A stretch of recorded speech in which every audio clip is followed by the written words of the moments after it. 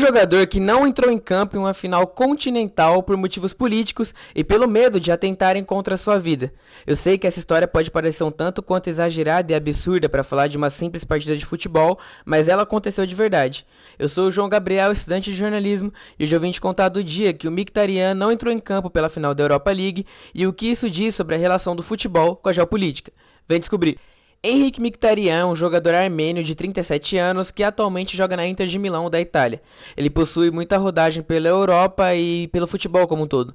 Nas categorias de futebol, por exemplo, ele chegou até mesmo a integrar a equipe do São Paulo aqui no Brasil. Em 2019, o Arsenal chegou na final da Europa League, mas digamos que essa partida ia ter um temperinho especial, porque ela seria contra o Chelsea, o seu maior rival. Quase como se fosse um Corinthians e Palmeiras pela final da Sul-Americana, por exemplo. O fato é que mesmo a Europa League não sendo a principal competição do continente europeu, uma partida dessas era a chance perfeita dos jogadores marcarem seus nomes na história do clube, podendo até mesmo, dependendo do desenrolar da partida, se tornarem ídolos dos mesmos.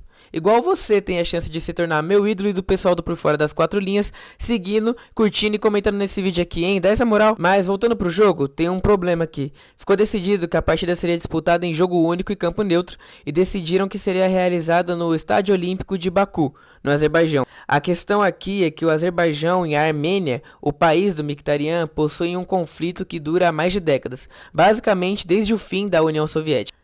O conflito acontece principalmente pela disputa da região de Nagorno-Karabakh, uma região que é carregada de grandes questões étnicas e históricas e que possui esse conflito de forma tão forte e viva dentro dele que impede até mesmo os armênios de entrarem no país do Azerbaijão.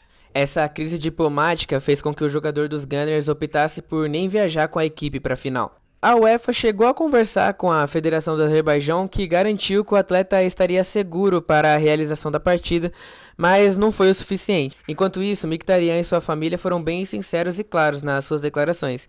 Eles diziam que o jogador não iria para a final por motivos políticos e pelo medo da história que carregava todo esse conflito acabar afetando diretamente a vida do atleta. O Arsenal apoiou a decisão do jogador e deixou claro que tentou fazer com que ele fosse com a equipe por todos os meios possíveis, mas que a decisão era pessoal e muito respeitável. E quando isso aconteceu, a ausência do Mkhitaryan na final dividiu muitas opiniões. O Bernd Leno, que era goleiro do Arsenal na época, chamou isso tudo de escândalo e criticou muito a UEFA pela escolha do local da final, dizendo que eles deveriam ter estudado um pouco antes sobre a história e que um jogador não poder jogar uma partida por motivos políticos era absurdo. Já o embaixador do Azerbaijão no Reino Unido acusava o Mkhitaryan de estar misturando o esporte com política, criticando a ação do atleta e dizendo que ele deveria ter se ido para a partida. Mas a verdade é que ficou bem claro que essa decisão do Mkhitaryan foi motivada pela tensão real dos países. Não foi para tentar fazer um teatro midiático nem palco político. Ele estava com medo mesmo. Eu acho interessante trazer histórias como essa para cá, para a gente entender que o futebol nunca está diretamente desassociado da política e da geopolítica global. Afinal, ele é um fenômeno de massa que conversa com a sociedade e com a forma como nós enxergamos o mundo como um todo. Um jogador pode treinar a vida toda e ainda assim ser impedido de jogar uma partida por conflitos internacionais que estão fora do seu alcance.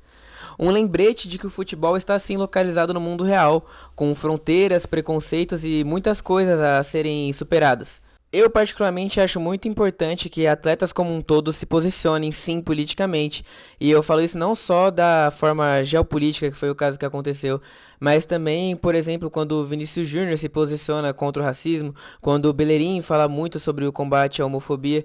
Esse tipo de atitude vindo de pessoas que são assistidas pelo mundo inteiro e são admiradas pelo mundo inteiro, podem influenciar toda uma nova geração a ver que existe esperança dentro do esporte.